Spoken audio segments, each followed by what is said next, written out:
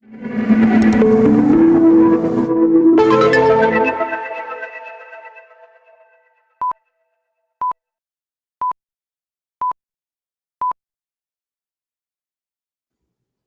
Tezos Nation. Welcome to another edition of TezTalks Live. I'm Stu from the Tezos Commons.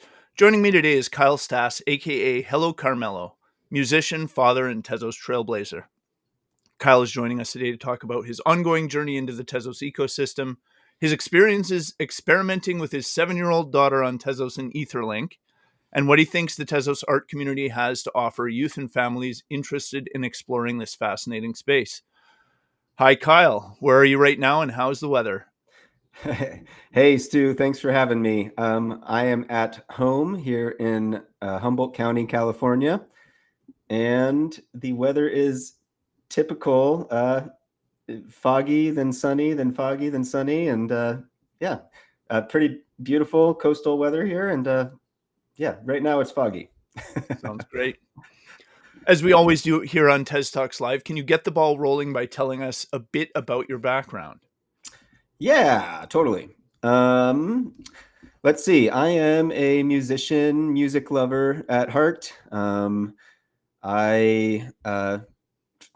I'll give a quick, real long history real quick. I was forced to take piano lessons when I was 10 and I hated it. I guess I was pretty good. The piano teacher, I guess, wanted to turn me into like her prodigy. My memory of it is like looking over at her on the piano bench and seeing this little red squiggle in her eye, and it would twitch, and she was like this scary lady to me.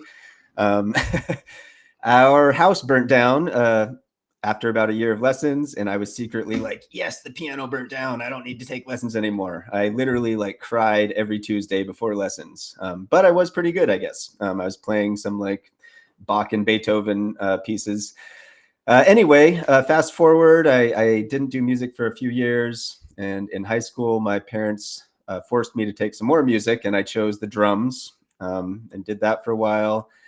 And then my senior year in high school, my brother was in a jazz improvisation class. He was my older brother, and he taught me the pentatonic blues scale and the concept of like improvising as opposed to reading music. And that was like instantly, yes, this is awesome. This is how I want to make music. And from there on out, I was about 16, 17 at that time. My whole life has been pretty much directed towards making, creating, and fostering community around music. So I went to college, I took some music classes, did not major in it because it was all very kind of classically based. But one of my favorite classes was electronic music studio. In that class, I learned a lot about music production and engineering and sound in general.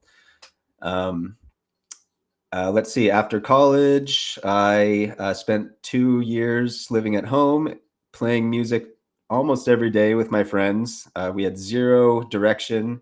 It was basically total freeform jamming. And I learned so much in those 2 years about how to play with people, and increasing my level of skill on different instruments and understanding of recording.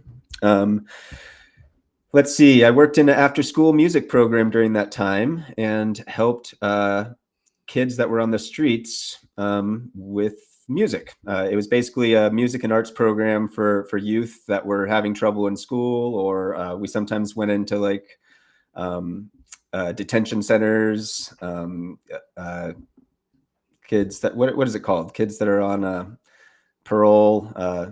Not jail. I can't think of the word right now. But anyway, we would help kids out with, whatever they're interested in. And my approach towards creating music and fostering the love of music for others and community was sort of developed in that time.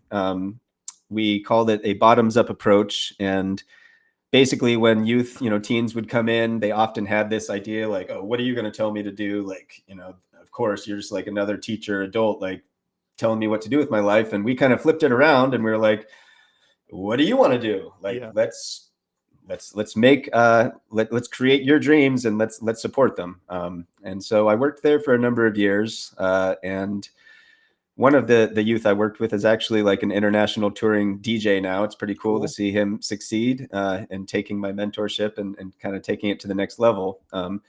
But yeah, basically, we would help kids like make at the time there's a lot of kids interested in making dubstep, and that's what I helped them with, or learn pop songs, or one kid actually, the one that's very successful now, he wanted to put on concerts, so I helped him create flyers and create community events and local events.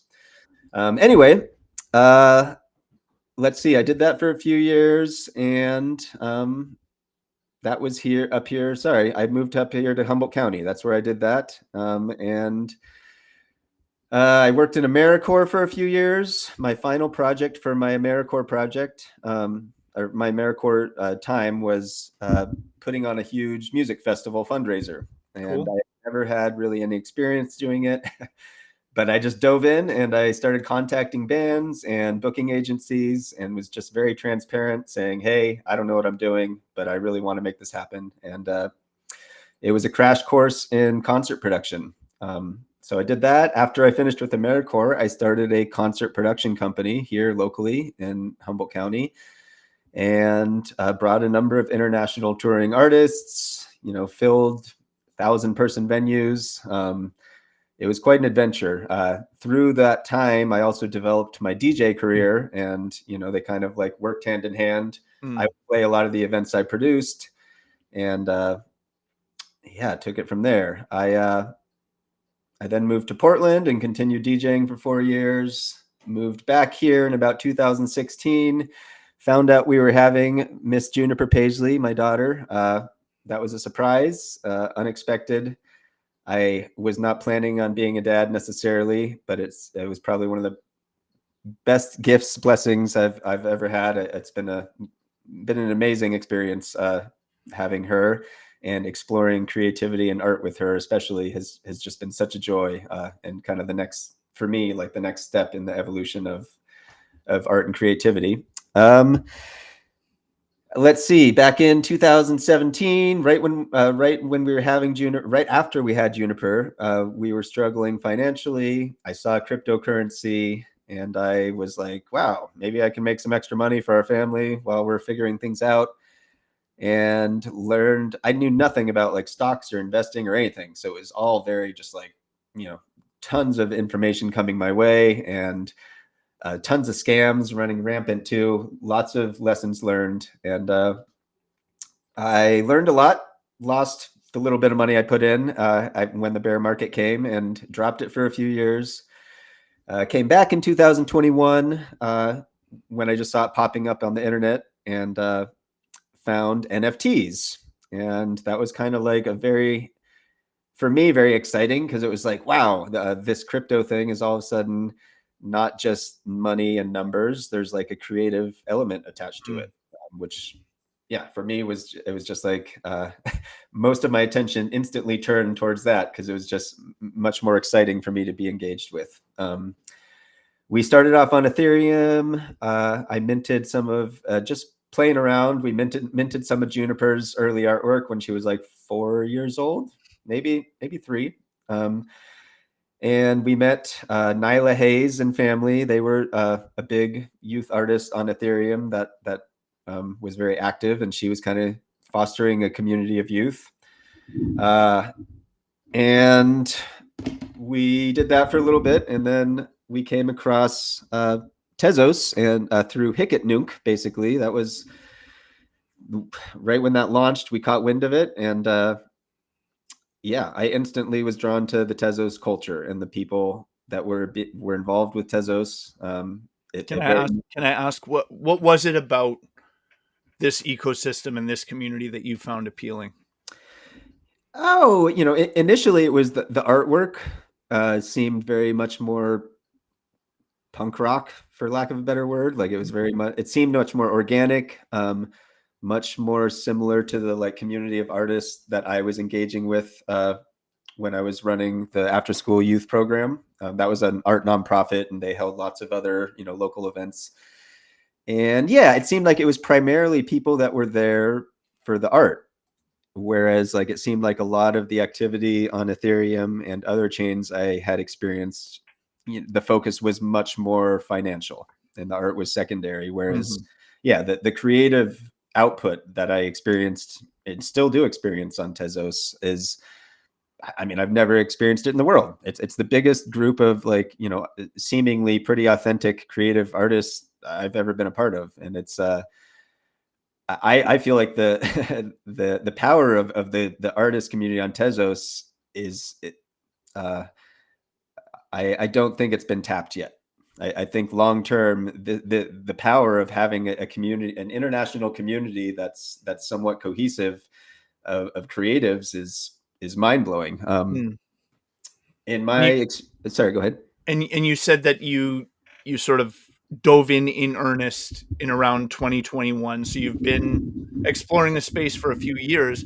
What's it been like getting to know the people and the platforms that make up the Tezos art ecosystem? Hmm. Um, I can say, I'm a shy person by nature. I think I mentioned to you that when video calls first came about, I was just like, whoa, I'm not even going to talk to people on video. That's scary. And same thing with, new communities, new ecosystems. I kind of honestly felt like I was just standing on the sidelines for the first 2 to 3 years. Mm. I certainly would be involved, but I never considered myself like, oh, I'm a part of this community, or I'm an influential part of this community, or do people even know who I am beyond the random few people? But I think what's been really attractive, I guess the main thing that I've seen in the Tezos ecosystem, and the different facets of it, is authenticity. That is a word that really strikes me as like, in the real world, and especially on the internet, and especially in Web3 crypto, it's like it's really hard to find authenticity. There's so many scams. There's so many people faking accounts and being other people, the whole gamut. And I feel like a lot of our entire, not just the crypto world, but a lot of the entire world, unfortunately, has been like moving in that direction of, um, celebrating somebody's mask as opposed to celebrating somebody's true self. Mhm. We uh, the celebrities we celebrate and whatnot is often based around trends and hype, as opposed to like, authenticity. What is actually happening with this person, with this artist? And yeah, in Web3, for example, and a lot of the art, there's some beautiful art on Ethereum and other chains, don't get me wrong, and very authentic artists, but there's also a lot of people that are fully, from my point of view, they're joining the art ecosystem, and it's purely based around hype. It's not authentic. It's more, how do I join this trend and make money off of it, and then I'm out of here.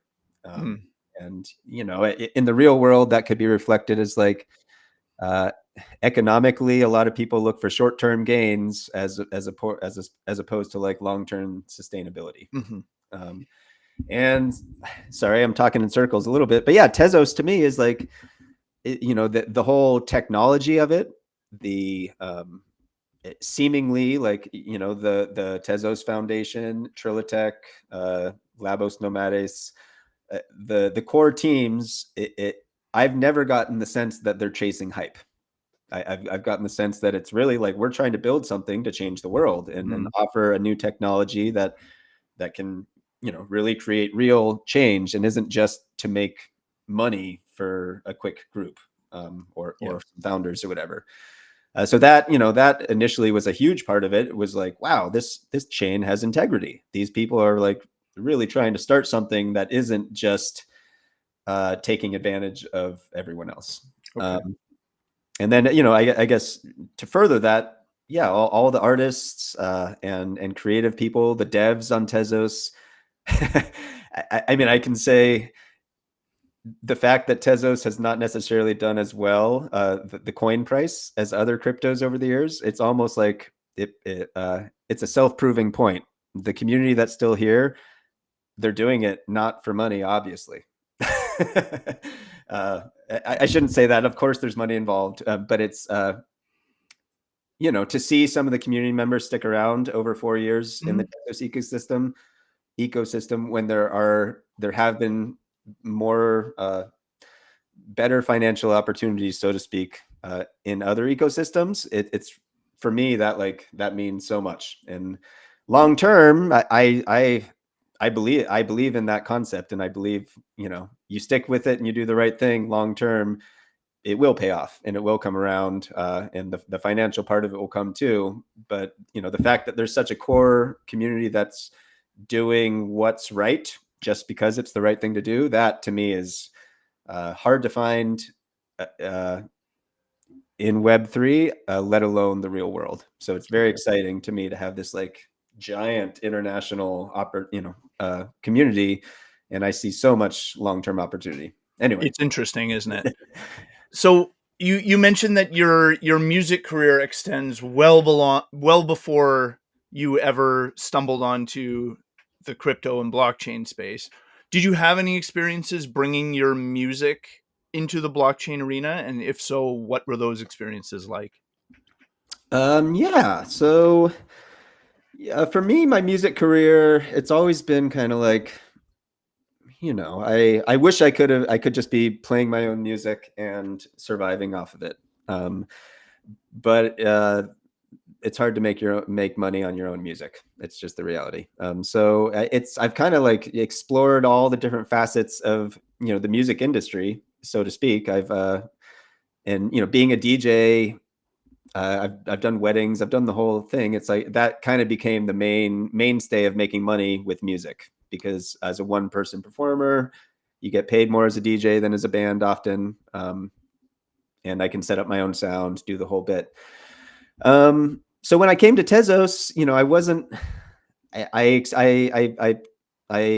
let's see. In Hicket Nuke, my first mint was "It's Not Easy Being Green." It was a remix of a Kermit the Frog song, and it's I'm actually a familiar. song I made a couple years before, but it seemed really fitting at the time for Tezos because there was the big debate over eco-friendly blockchains, Hmm. and at that point, Ethereum gas fees were through the roof, and Bitcoin mining was using tons of energy, and the idea of having green eco-friendly blockchains was trending or whatever, and it seemed like an appropriate thing to mint. So I started off with that, and then over the years, I minted a little bit. I minted a few like improvisational jams, but it wasn't until I really let's see, there was two pivotal moments for me on Tezos. One was when I was chosen for the People of Tezos uh,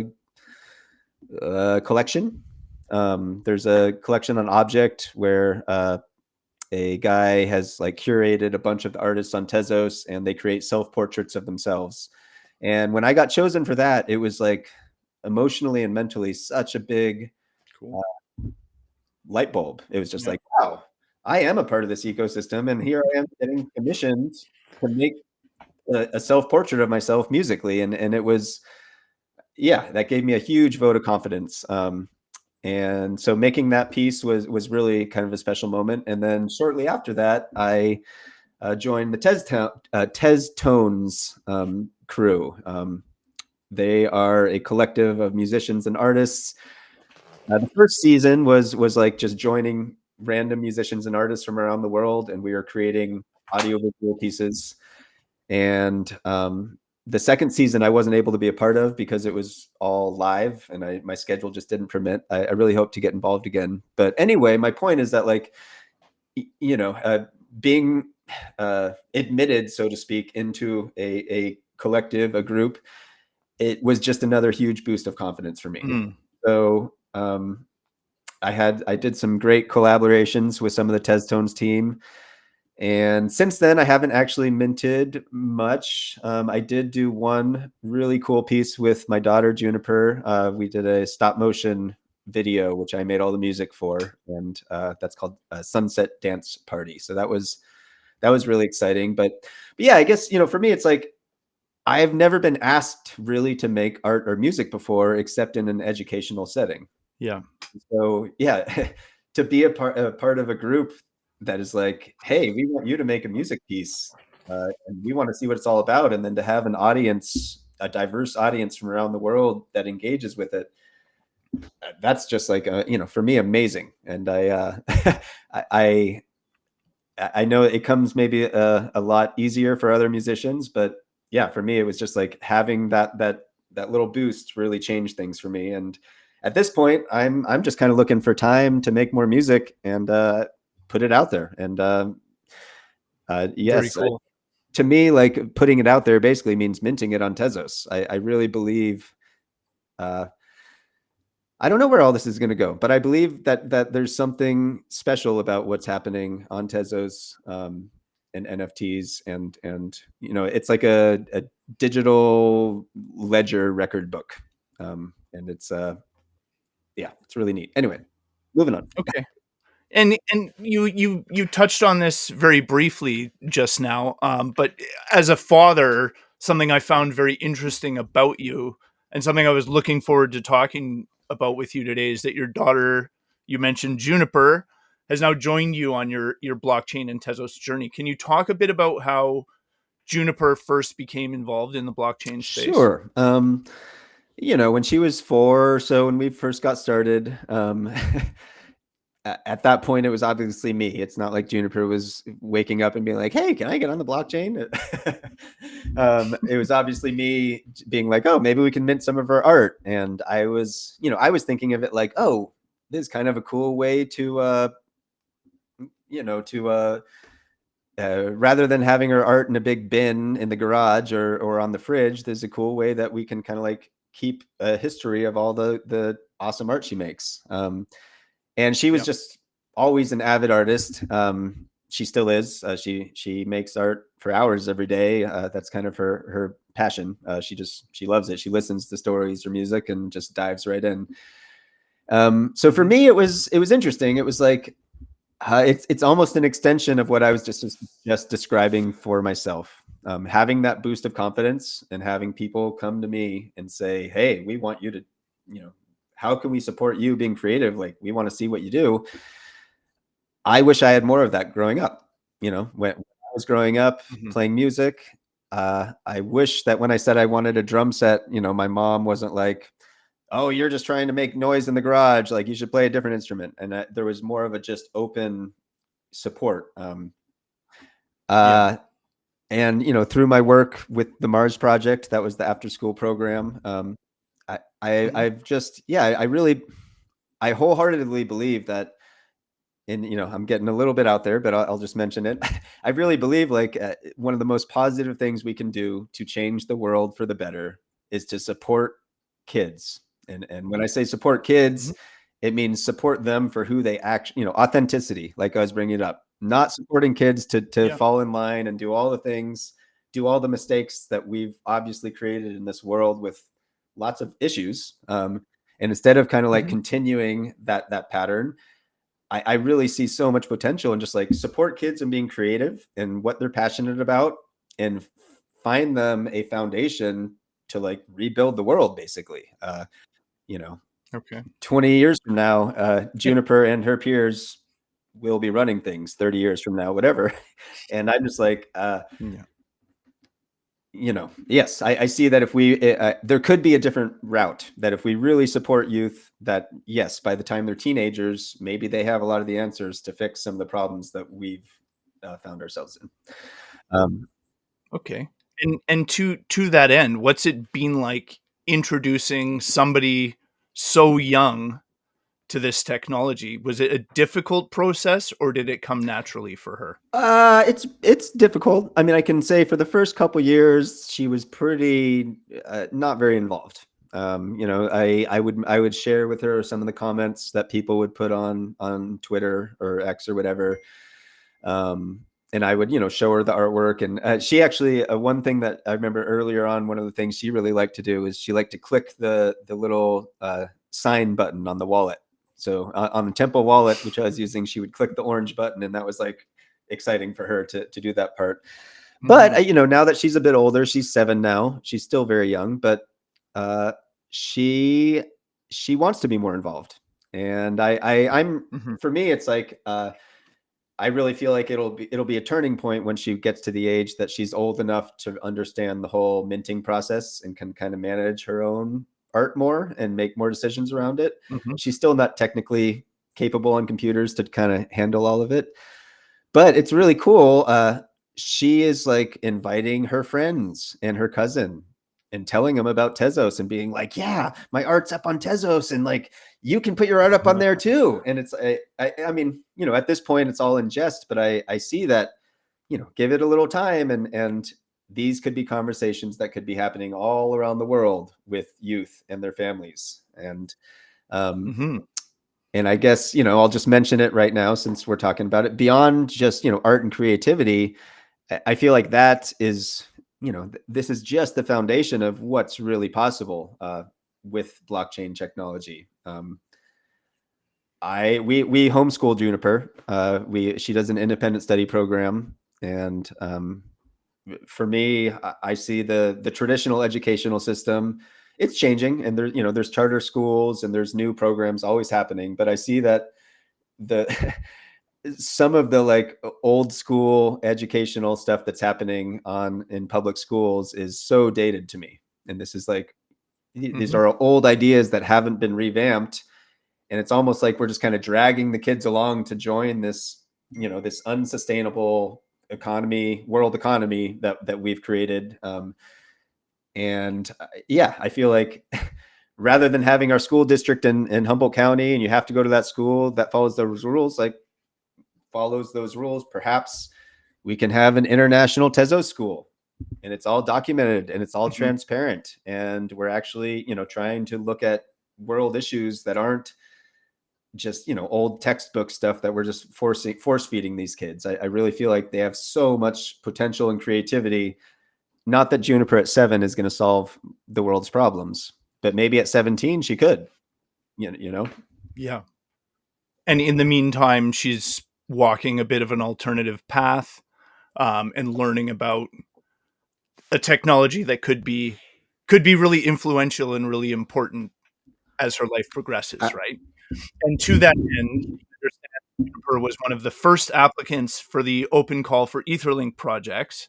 And her project, I believe, is live and minting right now. What can you tell us about that project and what the process of building it out on Etherlink has been sure. like? Um, so, you know, one of the lessons I've learned in crypto, if you want to, I mean, it's not just crypto, it's the whole world.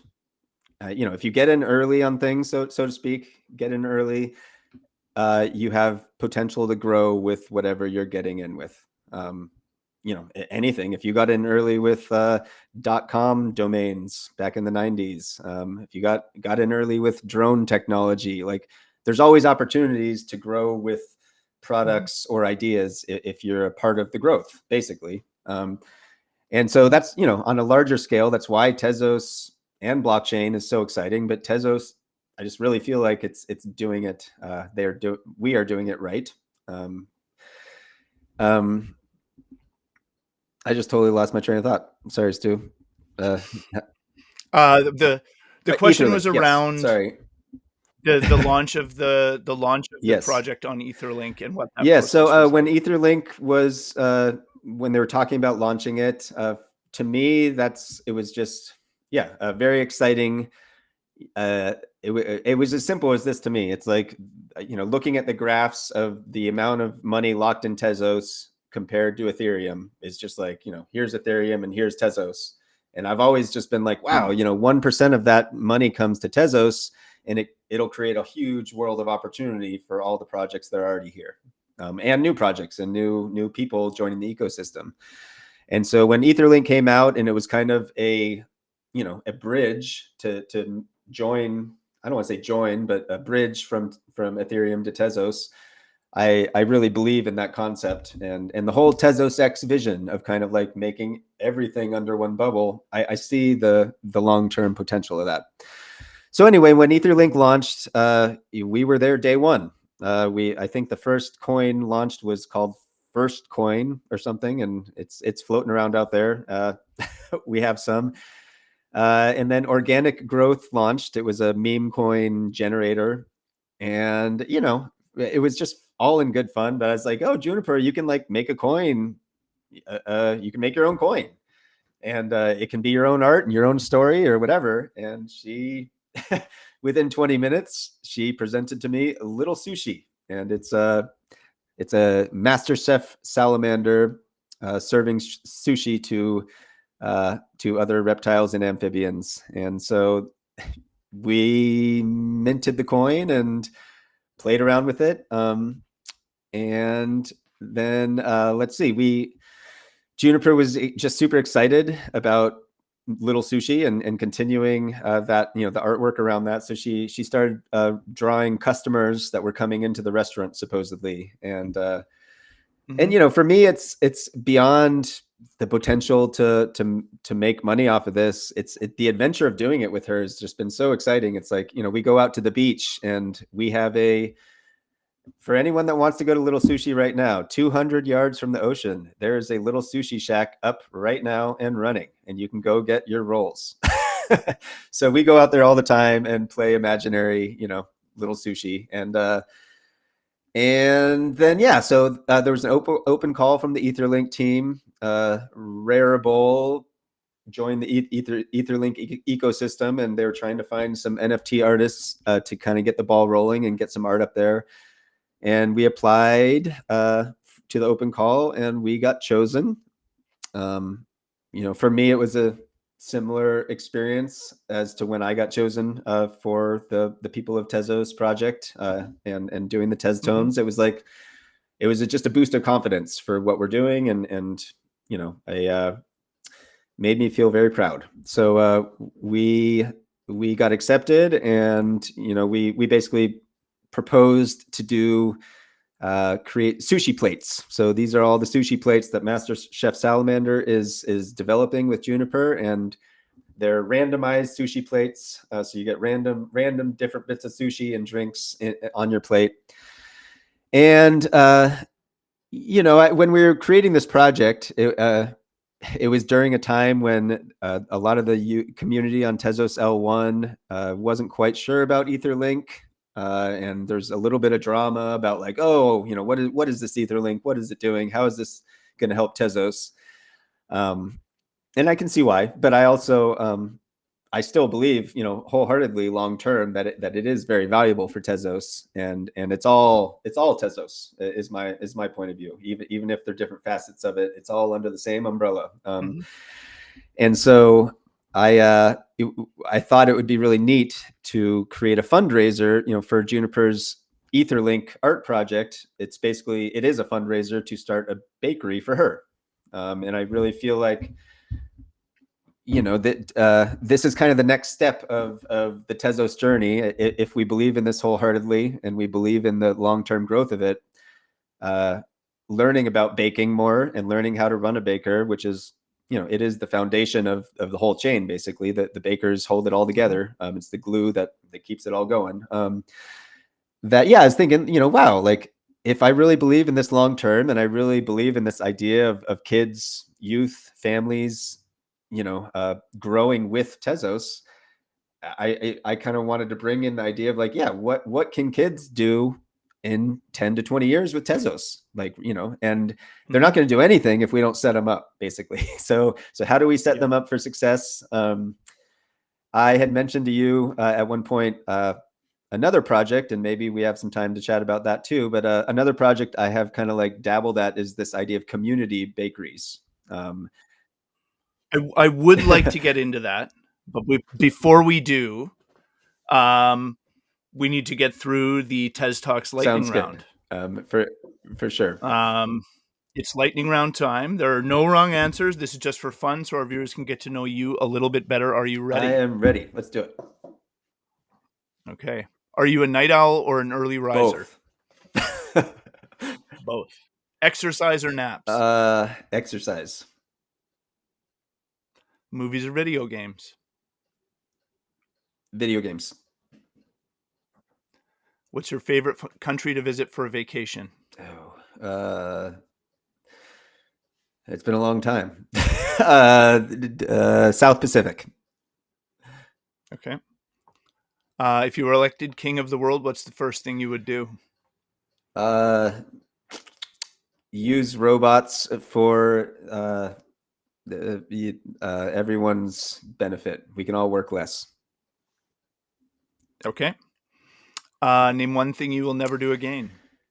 Oh, no, one thing I'll never do again.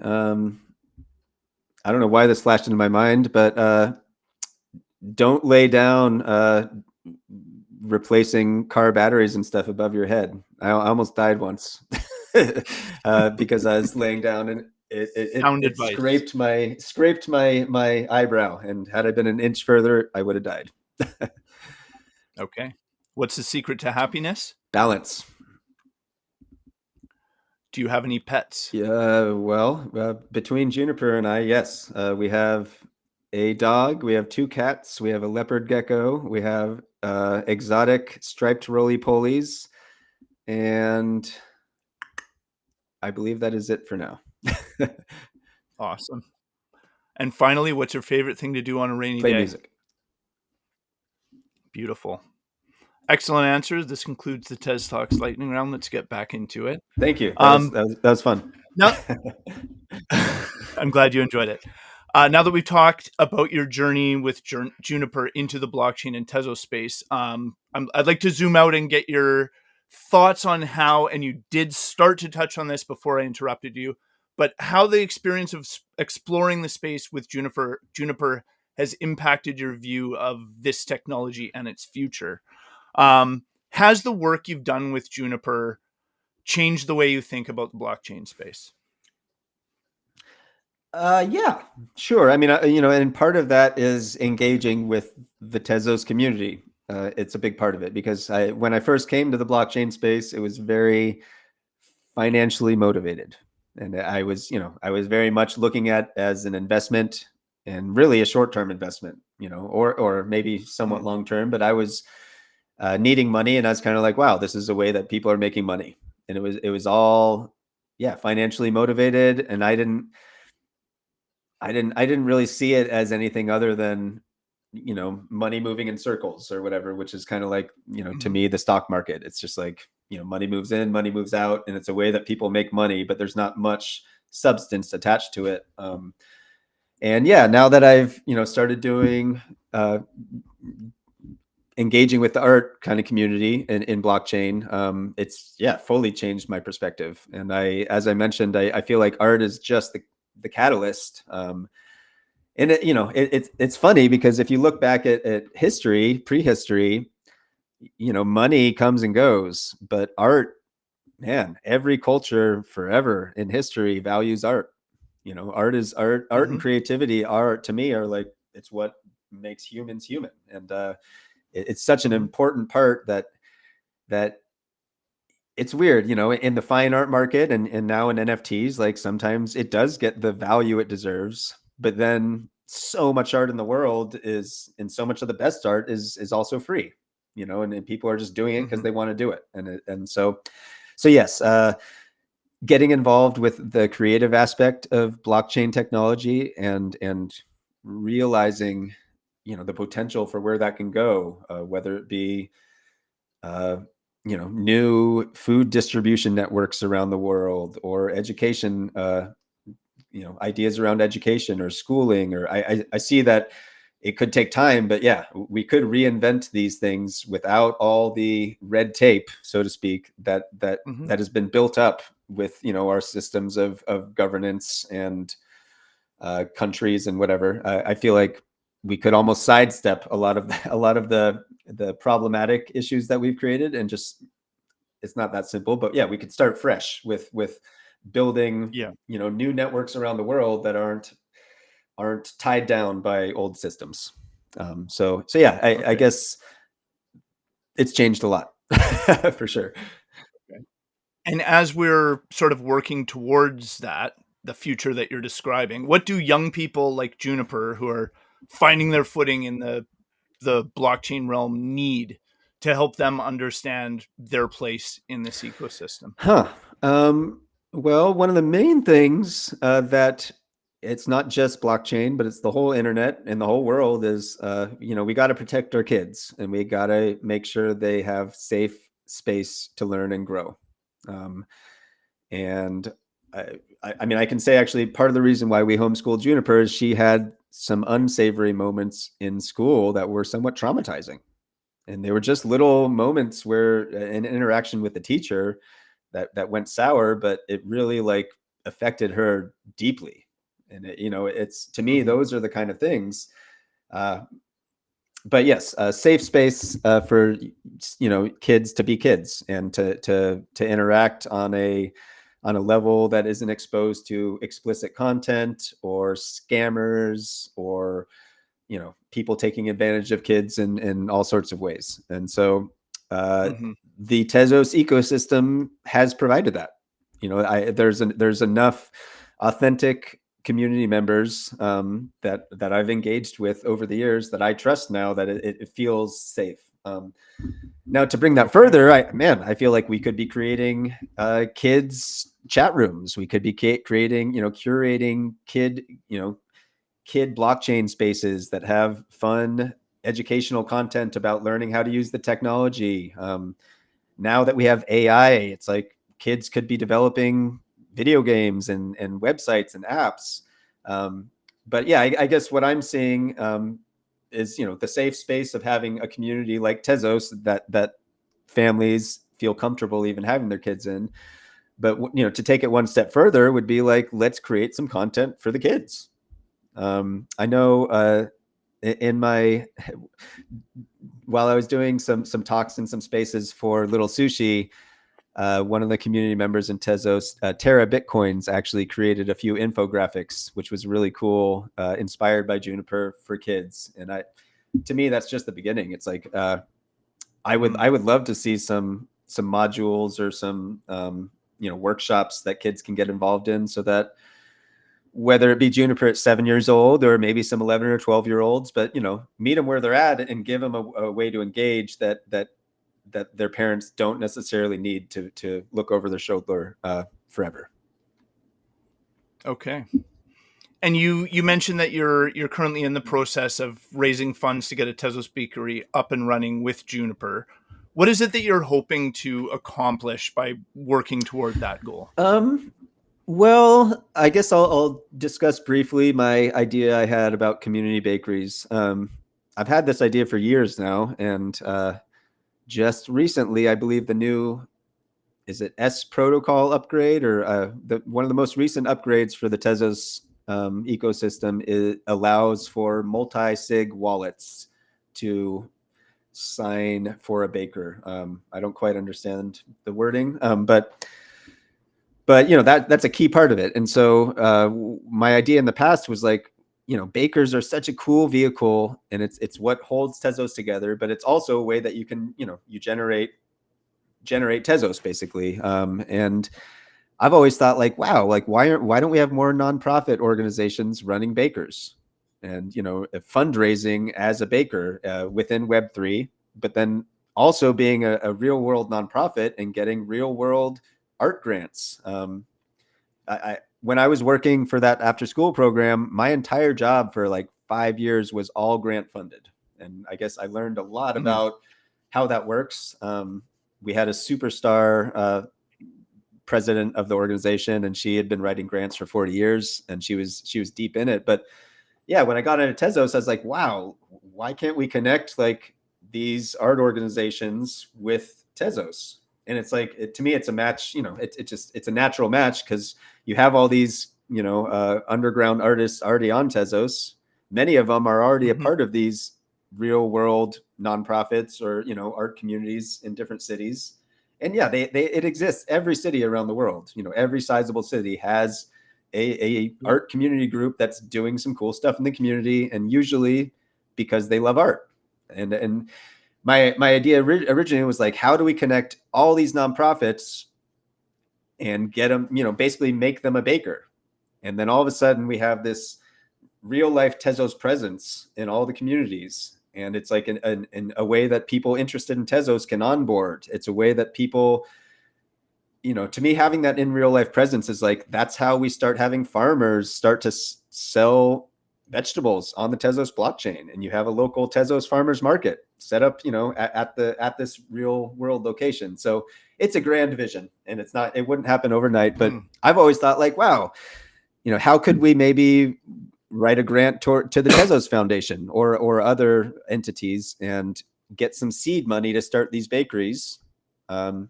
It could even just be money that's lent until the bakeries generate enough money to have their own. I think it's 6,000 Tezos you need to start a baker to have locked in. But yeah, how do we get these bakers started and then free them so that they're all of a sudden, representing Tezos in real life around the world? So yeah, that's kind of the grand vision. And I've started a few discussion groups, and I do want to continue plugging away at that. But I also realized in that process, like, I don't really know enough about baking. And so, maybe one of the best ways to see that vision through is start a baker and learn about it myself. And beyond the community bakery thing, I really do feel like, Juniper as an artist, for example, we could build a whole community around her bakery and her collectors or her followers. And I see there's so much potential for the baker to kind of share the rewards with the community. So yeah, like community bakeries, for example, all the rewards that is that what they're called? Rewards? It's yeah, see, I don't even know what they're staking rewards. Yeah. So all those rewards could go back into those local communities. And it's just a way to bring the Tezos name, the Tezos community into the real world, basically. And, similar to how like the church or the Christian church, I don't know, growing up, I was always like, wow, there's a church like in every single town on Main Street. And, getting in early, once again, is kind of just like, it's a way that you can lock yourself in and grow your idea. So yeah, I feel like it all started with community bakeries, but I kind of took a step back and like, wow, well, maybe Juniper and I will start our own community bakery and experiment with it, see what we can do with it, learn a lot more about how it works, and kind of use that as a catalyst to maybe, push for more different types of bakeries. And maybe, it could just be helping other families start bakeries. It's kind of I'm very open to where it all goes, but yeah, a big part of the inspiration was learning more about the technology and giving Juniper like a really strong foundation so that over time we can help her grow with this interesting ecosystem. Okay. And what's next for HelloCarmello and Juniper? Do you have any other exciting projects in the works? What is next? Horse camp, bug camp. We are very busy right now this summer. Juniper's cousin just moved to town, and I haven't even seen her this last week hardly. She's just been on summertime bliss. As far as Tezos goes, let's see. Creating this little sushi project was a lot. We spent. Juniper worked her butt off. She learned so much about timelines and deadlines. And, if you want to finish a project, sometimes you have to work on stuff that isn't always the most exciting to get the project done. And then I had, so many sleepless nights learning about the technology of creating a PFP collection. It was a huge process, and we did get it out. I really wish I had a little more time for marketing, but I just, on the last night before it dropped, I was still working on the details. So anyway, continuing to work on Little Sushi. We're very excited we still haven't even done like a wrap up kind of tweet to thank everybody. Juniper's already created a bunch more art for Little Sushi that we just haven't had a chance to mint. So continuing to do that. Excuse me. She has mentioned, though, she is extremely interested in building a video game around Little Sushi and also creating a website.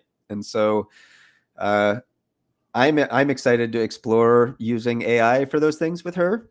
I haven't really done much of it at all, but kind of like, helping her get to the point, maybe, and the way AI is progressing, I don't think it'll be long before it's pretty easy to do this for young people. But yeah, helping her learn how to use that to kind of like further the Little Sushi idea and brand, so to speak. And for those interested in having a look at Little Sushi and checking out what she's been working on, where's the best place for them to go? If you go to just the Rarible homepage, Rarible what is it? Rarible.com. Yeah, Rarible.com. And if you just go to the drops button, it's one of the new drops there. You'll see it.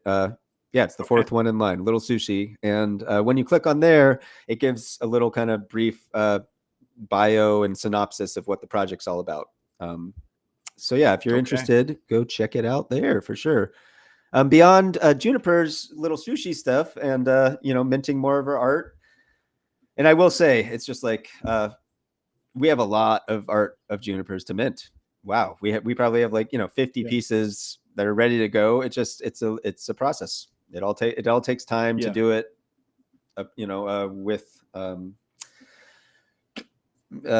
to do it correctly and put them in the right collections and promote it well. So yeah, we have more collections to release, and then for me, I want to make more music. I'm just trying to find time to get out into the studio and make some tunes, and maybe we'll make some collaborations or who knows. But yeah, I guess we're kind of just on summertime break, and we're soon going to find time to make more art and mint more art. Well, enjoy your break in the meantime. We could go on all day, but unfortunately, we're at the end of our time here.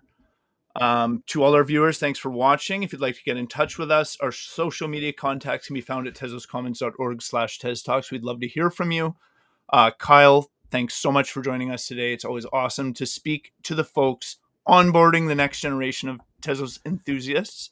Is there anything else you wanted to mention before we sign off? Yeah, I guess I would just mention, and I kind of mentioned it to you, you don't know if you don't try. And a big part of my journey in life and music and Tezos is experimenting with ideas that aren't proven, but it's like that's how they get proven, is people try things. And so I encourage everyone out there, unless it's dangerous or unsafe to other people, try things, try new things. That's how we make change in the world. I really believe it. And I wanted to thank you, Stu, for having me on. I really appreciate it, and appreciate My pleasure. this opportunity and all the other TezTalks that I've seen. Right on. To everyone out there in Tezos land, thanks for joining us on TezTalks Live. I'm Stu from the Tezos Commons, and our awesome guest has been Kyle Stasse, a.k.a. HelloCarmello, a.k.a. Carmello. Now let's go check out Juniper's All right. Thanks work. so much.